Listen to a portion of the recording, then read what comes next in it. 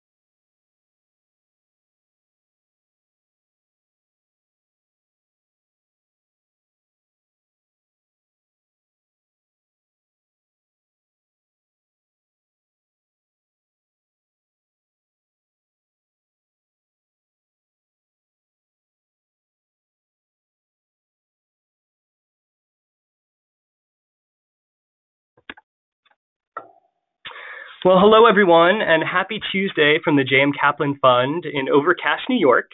Thanks so much for joining us today for this informational webinar about the 2019 JMK Innovation Prize. My name is Justin Goldbach, and I'm the Program Director of the JMK Innovation Prize.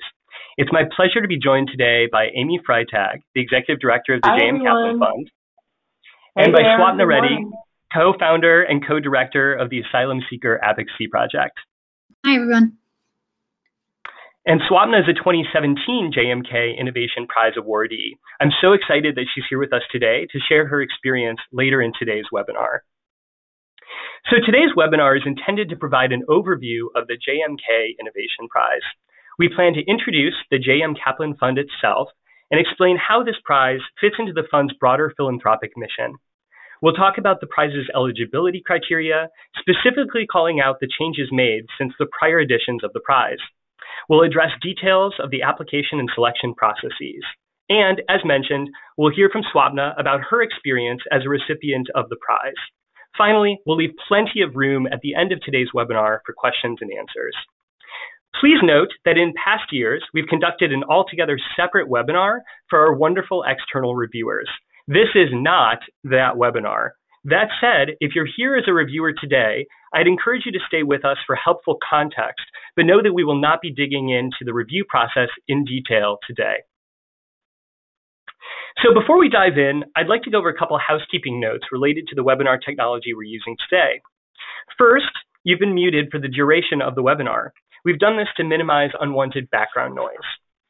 Instead of speaking, you're encouraged to communicate with us by typing your message in the chat box that you see in the upper right-hand side of your screen. To that point, we've reserved time at the end of this webinar for questions, but do feel free to submit your questions to us throughout today's presentation. We'll try to get to as many questions as possible, but may not get to all of them, seeing as we have about 265 of you joining us today. If we fail to get to your question, please email me directly after the webinar. I'll share my email address at the end of this presentation. Finally, if you need to drop off at some point, absolutely no worries. A recording of this webinar will be posted to the Fund's website within a couple days. So with that, let's begin. Next slide, please. Thanks, Justin. I'd like to start today by introducing the J.M. Kaplan Fund, a 74-year-old family foundation based in New York City. On the left is an image of our founder, J.M. or Jacob Merrill, and his wife, Alice. For those of you new to the fund, it was J.M.'s extraordinary success as a businessman, specifically in the agricultural sector, that resulted in the creation of the fund. J.M. purchased a small, struggling grape business in western New York State and built it into what became known around the world as the Welch's Grape Juice Company. He eventually sold the company to grape growers, creating an important and early model of cooperative corporate ownership and generating the capital that launched the foundation. J.M. took on many legendary battles, including the fight to save Carnegie Hall, the first legal protections for the homeless in New York City, and the effort to build the New School. From the late 70s to the early 90s, the fund was led by Joan Davidson, J.M.'s eldest daughter, seen here on the right. Today, she is still a legend at the young age of 91. Joan grew the foundation into a fully staffed grant-making enterprise. Joan's passion for all things New York, its environment, its people, its history, led to numerous important early-stage grants, including the first grants to create park conservancies, including the Central Park Conservancy, the Prospect Park Alliance, and the Friends of the High Line, and the fight to save Broadway theaters. They also demonstrated the value of green markets in the city, among many other early-stage projects. Today, the fund continues to be led by direct descendants of J.M., many of whom are pictured here. All are actively engaged in our three primary areas of grant making: the environment, social justice, and heritage conservation. In 2015, the fund held our inaugural JMK Innovation Prize in honor of our founders' passion and success in investing in early, outstanding leaders with new and innovative projects. And that's what brings us to today's discussion. Now I'll pass the mic back to Justin to talk more about the creation of the prize. Awesome. Thanks, Amy. So building on the legacy of smart risk-taking, the fund launched the JMK Innovation Prize in 2015 to place informed bets on ideas in their earliest stages of development. We envision making one of the first significant investments in organizations and making the funding multi-year so as to give the founders runway to plan and grow. We also envision providing awardees with the kind of personalized support that most nonprofits don't receive from foundations, and just as importantly, creating a cohort experience where social innovators from across the country could learn from one another. We were blown away when we received 1,138 applications from 45 of 50 states in 2015, as well as from Puerto Rico and the U.S. Virgin Islands. We then repeated the prize in 2017 and received even more applications from even more states. I'll tell you more about how we reviewed all of these applications and selected our 20 awardees to date later in this webinar. Next slide, please. So, as I mentioned earlier, the fund's grant-making focus is in these three areas that you see on your screen: environment with a focus on climate, social justice with a focus on criminal justice reform and support for immigrants, and heritage conservation. We have program directors in each of these three areas who work closely with our trustees to establish funding priorities and strategies. And while the prize seeks new early-stage innovative projects focused in these topic areas and related work, the prize does not replace these more traditional grant-making approaches. Rather, we think of the prize as an extremely complementary effort, giving our trustees and staff an opportunity to hear from the field directly, to learn from and support people on the ground closest to the critical challenges we're facing as a country. Now, a few moments ago, I mentioned our 3 areas of focus, and I said we're also seeking ideas that are related to one or more of these areas. So you may well ask, what does she mean by that?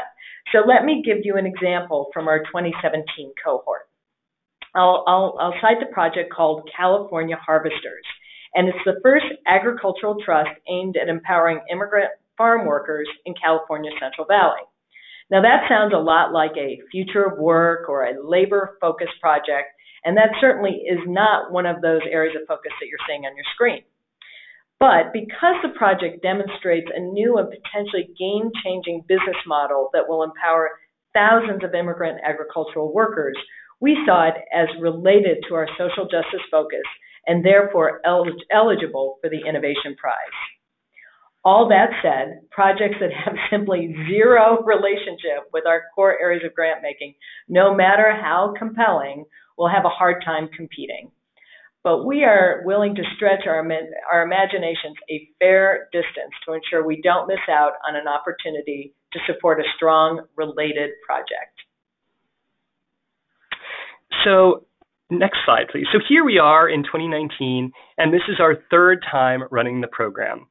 And as in 2015 and 2017, the 2019 prize will again award up to 10 prizes, each offering $50,000 per year for 3 years, and a $25,000 bank of funds available for technical assistance at any time over that 3-year period. Just as importantly, the fund staff provides significant non-monetary support to these innovators, including twice annual awardee convenings, in which awardees learn from each other and from outside subject matter experts to provide both individualized coaching and group workshops that aim to lift all boats. I'll let Swapna talk about her experience in just a few moments. In 2019, we at the fund are again looking for projects that are in these funding criteria that you see in the middle of your screen. They need to be related to the fund's 3 giving areas that Amy just talked about. 2, they need to be game-changing solutions to a clearly identified problem. 3, over the course of those 3 years of funding, there needs to be an actionable pilot or prototype that must be developed with the prize funding. 4, it must be scalable or applicable beyond the initial pilot and prototype. And 5, it has to have potential to benefit multiple individuals, communities, or sectors.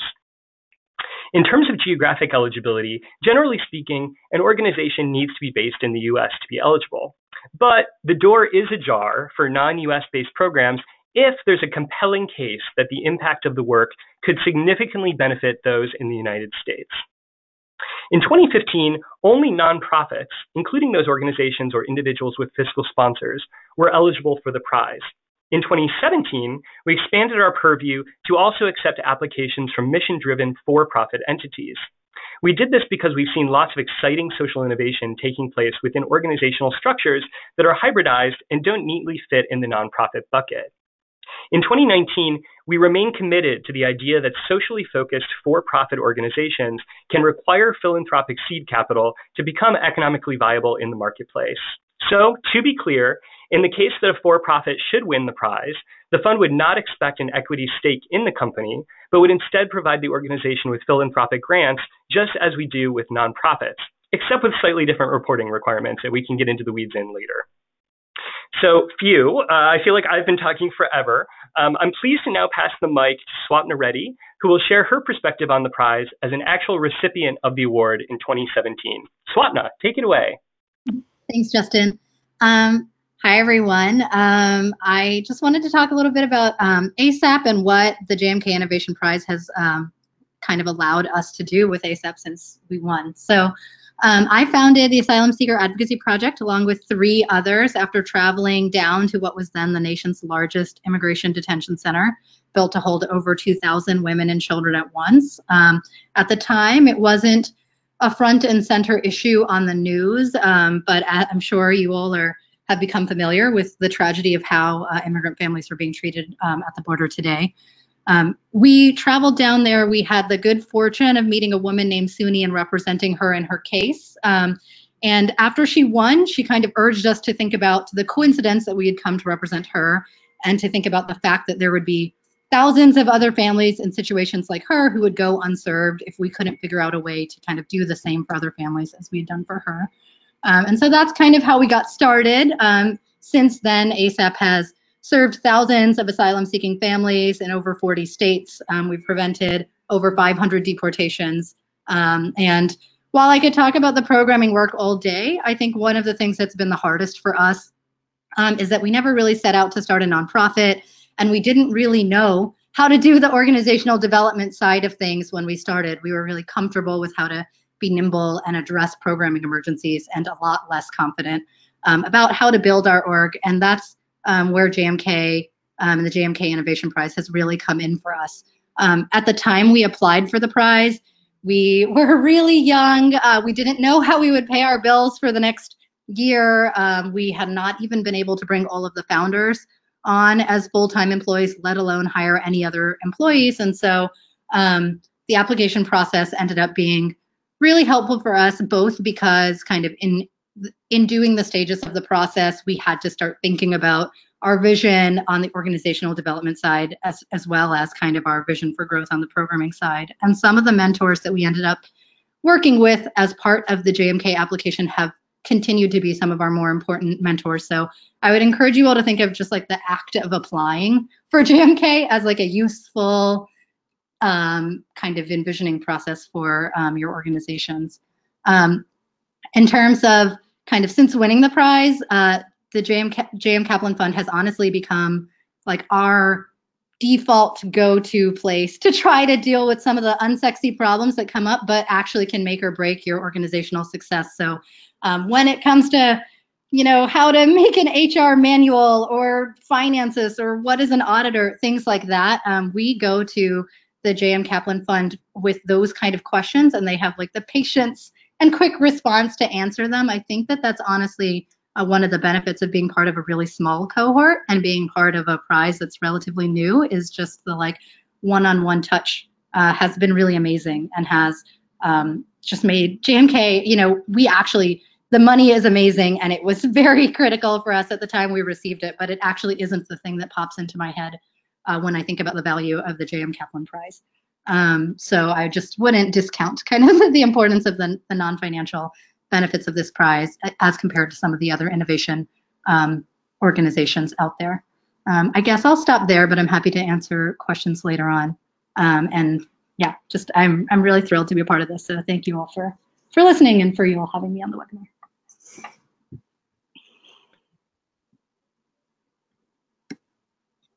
Bill, I don't know if you want to advance to the next slide. And thanks, Justin.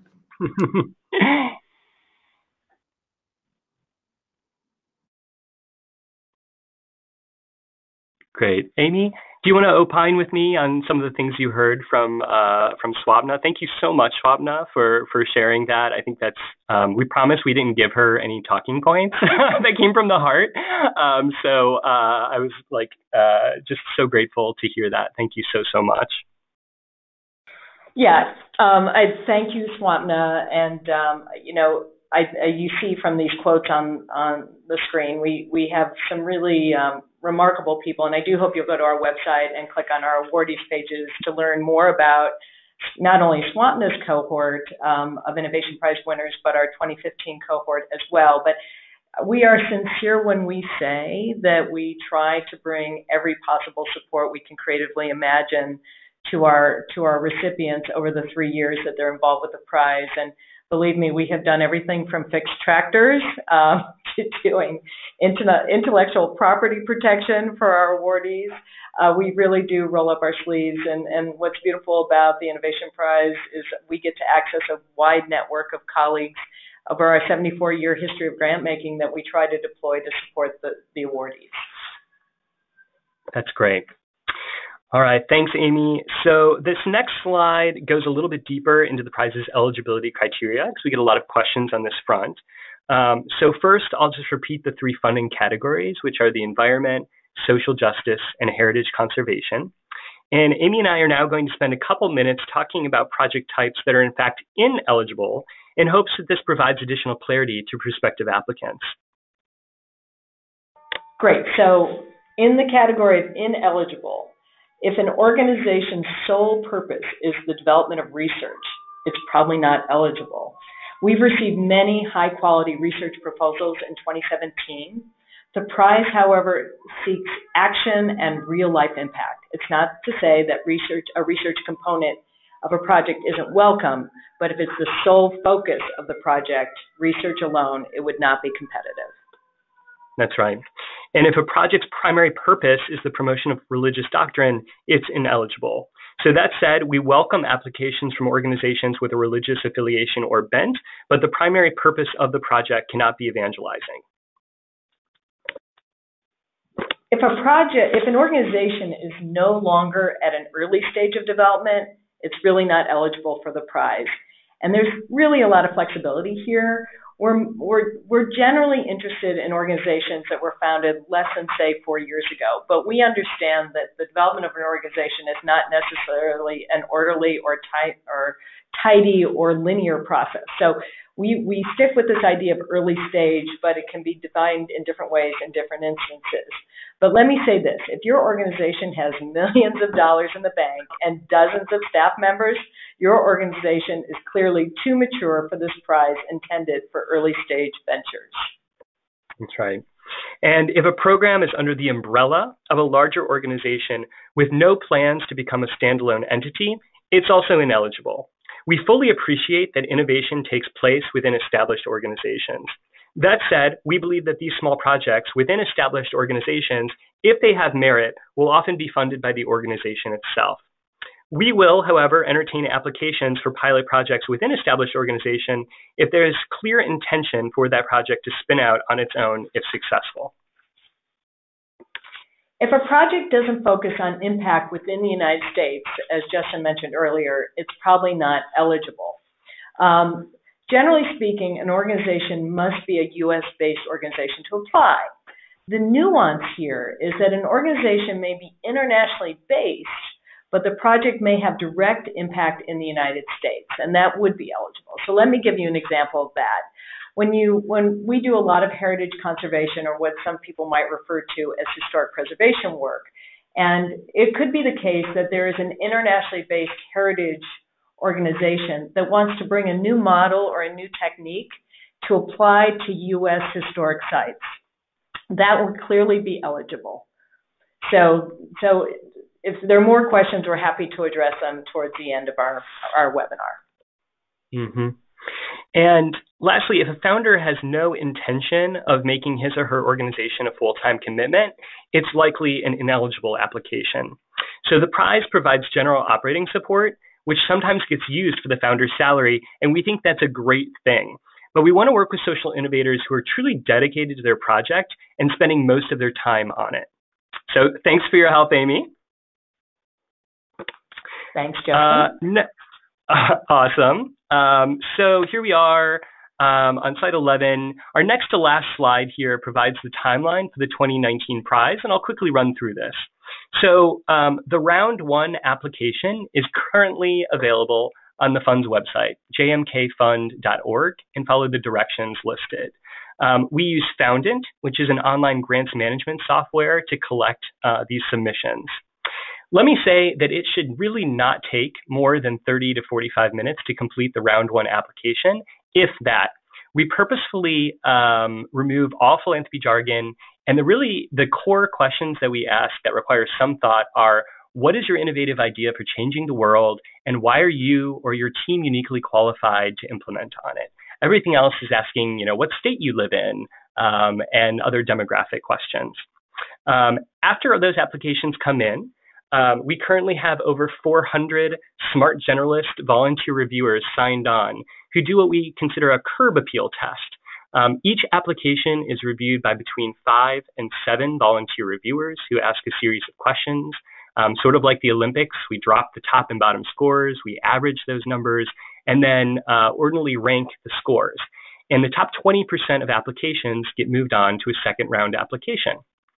That second round application is more like a traditional grant application, asking things like, your budget projections and obstacles to success, and who are your advisory board members, if you have an advisory board, and the like.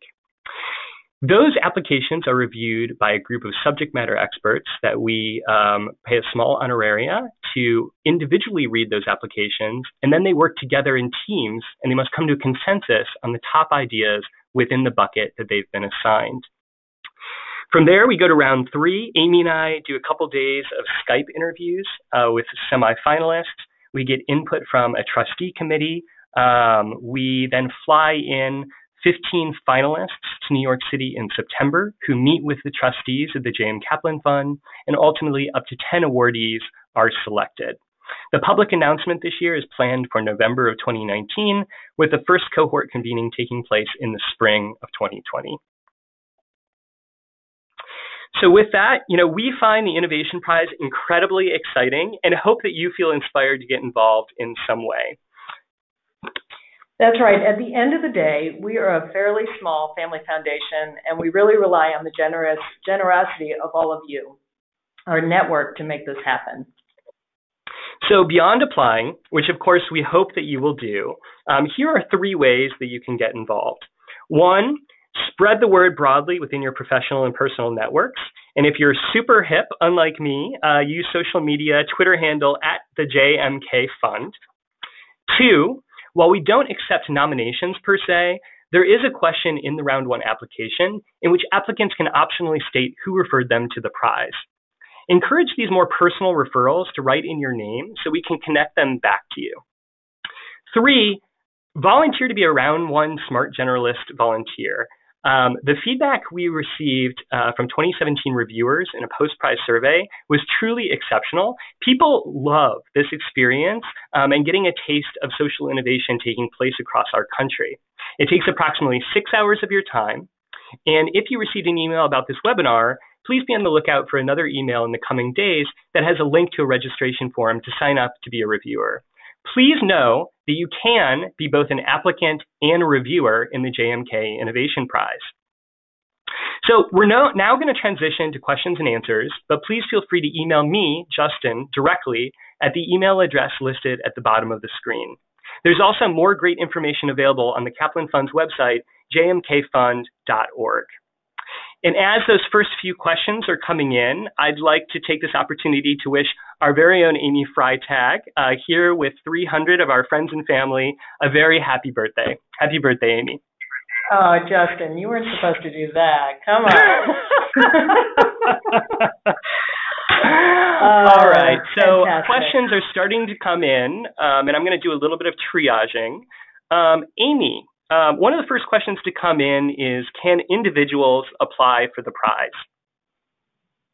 So yeah, I mean, what we understand as an early stage organization, and sort of as referenced by Swapna earlier in the conversation, that a lot of things haven't really gotten fully fledged as a nonprofit.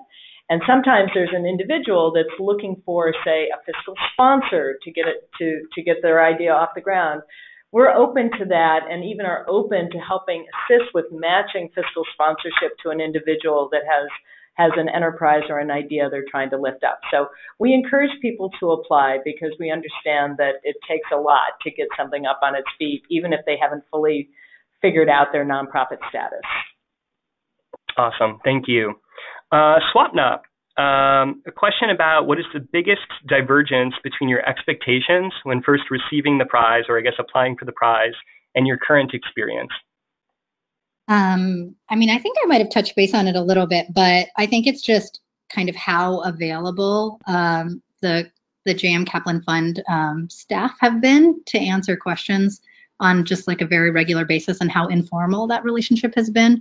We have now had the privilege of being a part of a couple other innovation-related prizes, and just this one allows for kind of really constant feedback back and forth, and just like answers to questions really big and small, which is something I certainly wasn't expecting. So we really valued that. That's awesome. Thank you.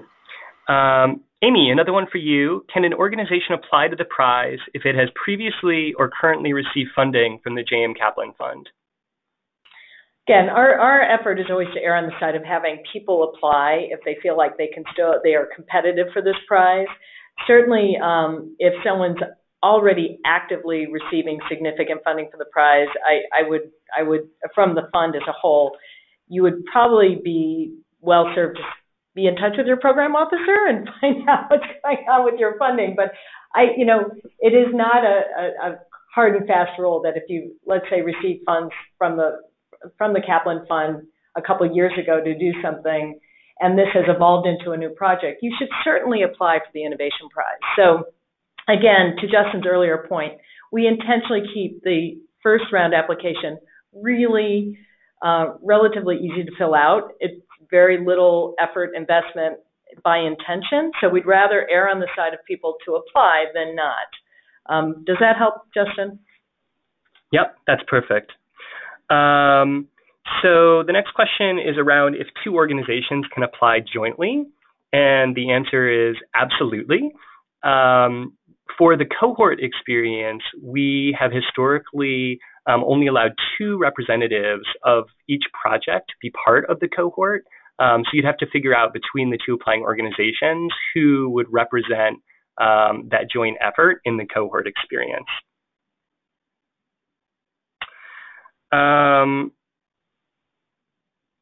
Justin, I'm seeing questions around, I saw a question around early stage, and I feel like I didn't maybe answer that as clearly in our earlier comments. So I thought by perhaps giving an example of what I mean, that early stage can be defined in different ways for different organizations, might be helpful.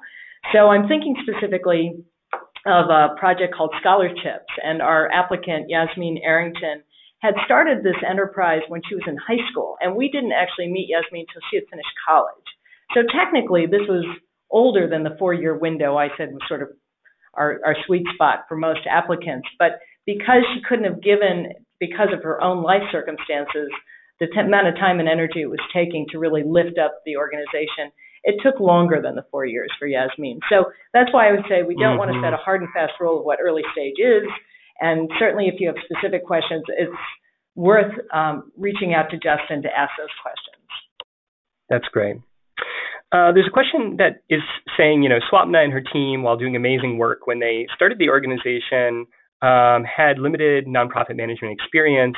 Will the prize favor these kinds of organizations, or are new nonprofits led by experienced nonprofit leaders equally considered?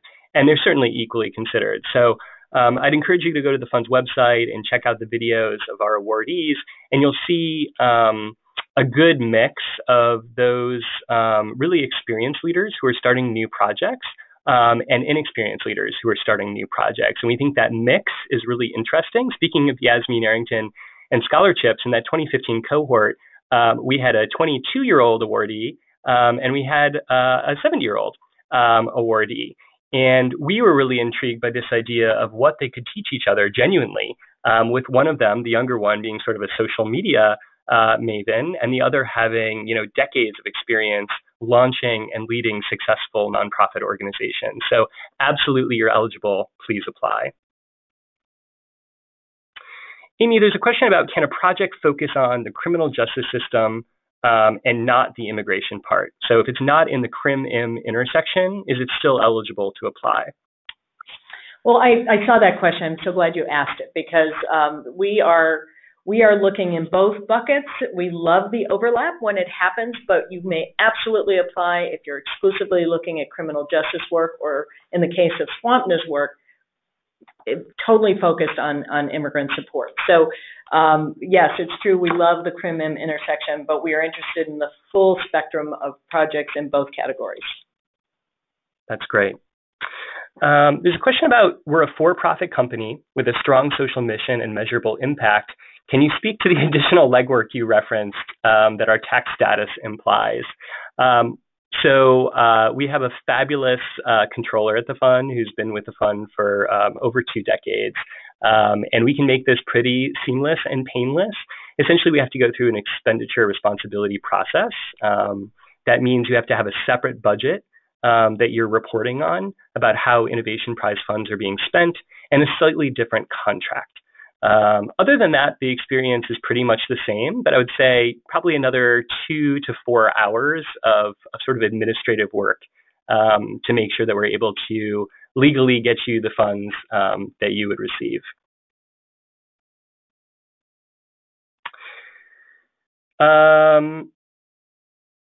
A bunch of questions about if the project does not work out as planned. So for example, if it seems better for a project to remain within an established organization as opposed to spinning out.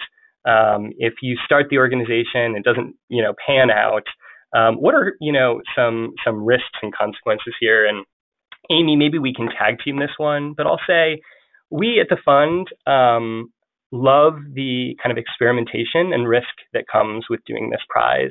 And so we've seen a whole variety of situations of organizations that have gone through really transformational changes in their early stages of development, from early successions, founders leaving, angsty boards, unexpected windfalls of cash to not being able to raise any cash. And we really try to the extent possible to bring our resources to bear to support all of those organizations to the extent that we can. So I think, we're nothing through the Innovation Prize if not flexible and trying to make it work. Amy, anything to add to that? Yeah, I think that nails it. I think the real issue here is that it is an unpredictable enterprise lifting up a new effort, and we try to be as flexible and nimble and agile, and we expect that we'll all be surprised in 3 years how things have evolved and matured. So again, we love people. We feel the prize is best when we have a really diverse and strong group of applicants. So we love folks to throw their hats in the ring if they think this might fit for them. And, and we understand that you don't have a crystal ball and you can't necessarily predict where exactly this organization will be in 3 years. But we'd be excited to be on the journey with many of you. That's great. There's a question about so looking through the recipients, this webinar participant sees folks coming from a variety of areas and has a question about sort of geographic preferences in the selection process. And I'm so glad you asked that. I think our awardees and where they're from is a reflection of where we're getting applications from. So we get applications from all across the country, but as one might expect, we receive more applications from, say, New York and California than we do from, say, the Dakotas. That being said, we think that geographic diversity is critically important to our cohort makeup. So in both 2015 and in 2017, if you look closely at our awardees, you'll see that we have really successful social entrepreneurs coming from unsuspecting places. We're very proud to be one of the first institutional investors in Coalfield Development Corporation, based in rural West Virginia. We're very proud to be the first institutional investor in the Industrial Commons in Western North Carolina, in sort of the foothills of the Smoky Mountains. We are learning a lot about this, but for example, we helped with the Yale Philanthropy Conference that was in February, put Molly and Sarah from the Industrial Commons in conversation with folks from the Cummings Foundation about the idea of demystifying rural philanthropy. So I do think that, we do what we can to try to bring diversity to the cohort in all different ways, including geographic diversity. Absolutely. And if we're really divulging our roots, Justin and I both come from the middle part of this country. So we're always excited when we see folks flying from the great Midwest in its greatest definition. So we do encourage and hope all of you will help us spread the word throughout all corners of the country, because we recognize that this type of funding doesn't come around every day, and the further we can extend the word about its availability, the better for the prize, the better for the process we're undertaking. Mm-hmm.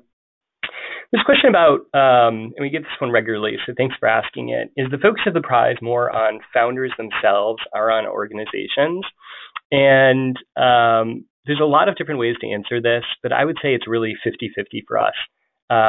We are not a funder that's just writing a check and then asking you to come back a year later and to do an annual report.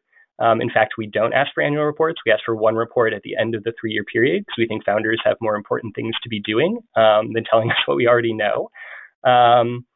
So we care about the individual, and we care about their experience, and we want to be sensitive to the things that are happening in their lives, from marriage to having children to divorces, and we've seen all of those things. So one of the things we're particularly proud of is that on our convenings and in between our convenings, we make accessible a chaplain that's available on retainer with fund, so at no cost to our awardees, to sort of be a therapist to these people if they want it. So all of our resources, if people opt into it, they can have it. If not, we won't bother you. It's really bespoke. But this person in particular, Chandra Cunningham, who's incredible, if you are religious, she will spend time praying with you. If you're not religious, but want someone to talk to because there's a lot of stress that comes with being a somewhat isolated social entrepreneur, she'll have those conversations. And those are confidential conversations. So that being said, the individual, we're writing checks to organizations, and we want those organizations to succeed. So it's a difficult thing to answer, but I would say we're really 50-50 between the individual and organization if we had to put it in those terms. Maybe time for one or two more questions. Here's a simple one, so maybe two more questions. Can an organization or individual submit more than one idea? And the answer is yes. I do believe that Foundin, our grants management software program, requires that there be different email addresses associated with the different ideas, which keeps us organized. I think that's the truth, but either way, the answer is yes. Feel free to submit multiple ideas if you have good ones. And as a last question, there's so many good questions. If I was unsuccessful in the past, would you encourage reapplying? Amy, would you take that one?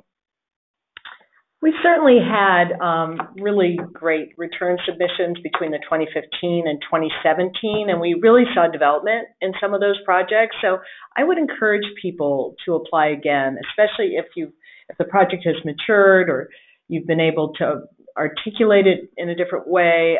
We have different reviewers in every round. So I would encourage you to put your hat in the ring again, and hopefully got some good development to add to the pot in your now new submission for the prize. That's great. And with that, I'd like to thank you all for joining this webinar about the 2019 JMK Innovation Prize. I'd like to thank my co-host Swapna Reddy of the Asylum Seeker Advocacy Project, and Amy Freitag, the Executive Director of the J.M. Kaplan Fund. Thanks so much, everyone. Thanks. Thank you. Bye-bye.